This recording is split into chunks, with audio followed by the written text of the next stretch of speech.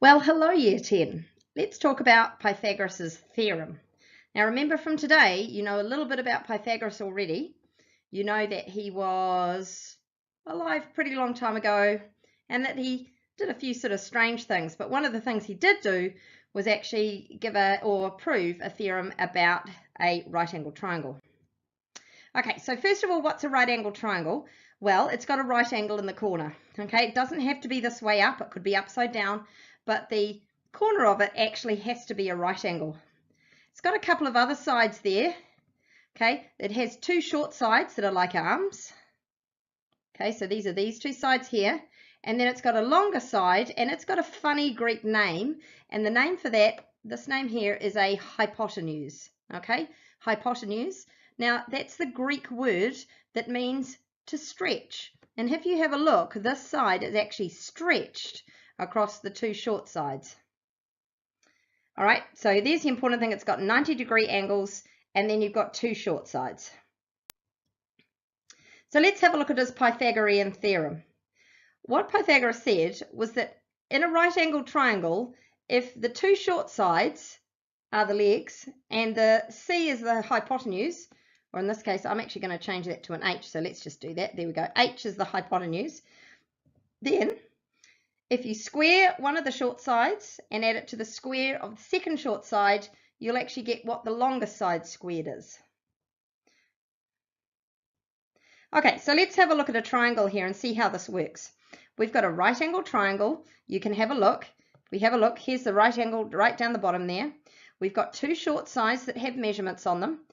Okay, and we're looking for this longer side, the hypotenuse. So what we're going to do is fill in the information. First of all, I know that the theorem says if I have a short side squared plus the other short side squared, I will get the hypotenuse squared. Okay, and square, if you think about, is all about the size of an actual shape, the actual square. Okay, so let's fill the information in I have here. I can see one of my short sides is 12 centimeters. So don't worry about the unit, but take the 12 and square it. Then add that to the second short side, which is this one here, and square that. That's going to leave me with this hypotenuse, this nice big long side here. It's going to tell me what that is, but it's going to be squared. So I'm going to have to deal with that at the end.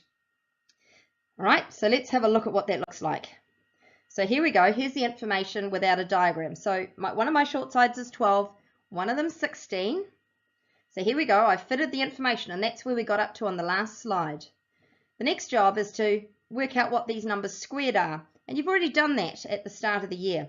So 144 squared, 12 squared is 144, 16 squared is 256, and that equals the hypotenuse squared. So if you add those together, you get 400, and then you need to square root. When you square root 100, you get that length of the hypotenuse is 20. All right, so let's try it for a second one. I've got a short side of 5, and I've got another short side, which is 7. So here's the 5, here's the 7. Okay, so I fill in the information because I know, and in my head I'm thinking a squared plus b squared equals h squared.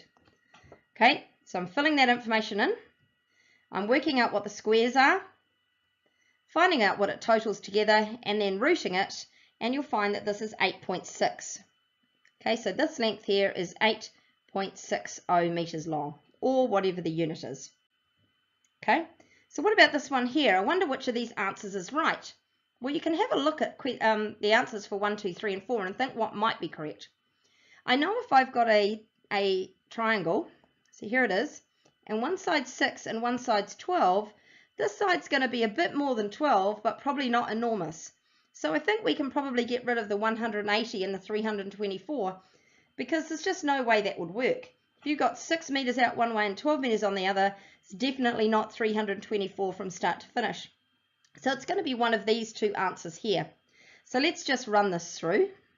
So I'm going to have a squared plus b squared equals h squared. Okay, I'm going to fill in. Now, it doesn't matter whether the 6 or the 12 is a and b, because you're adding them together, so it's not going to make any difference at all. So I'm going to do 6 squared I'm going to add 12 squared to it. That will give me h squared. Okay, so let's keep going. 6 squared I know is 36, but I can use my calculator. 12 squared is 144, and that equals h squared.